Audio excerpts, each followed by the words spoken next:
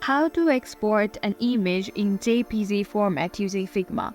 So all we have to do is open the design file with the image you want to export, and make sure you select the frame or image, or any object you want to export. Let's say I want to export this camera icon over here.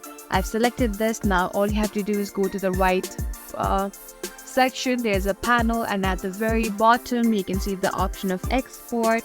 Simply tap into the plus icon there, and you'll be greeted with all the settings.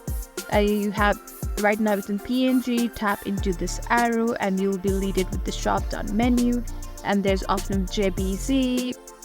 Tap into that. All we have to do is export. Tap into this option that says export camera, and now all we have to do is save, rename it if you would like to, choose a file location. Once you're happy with that, simply hit that save button, and there you have it. This is how you save in a JPEG format.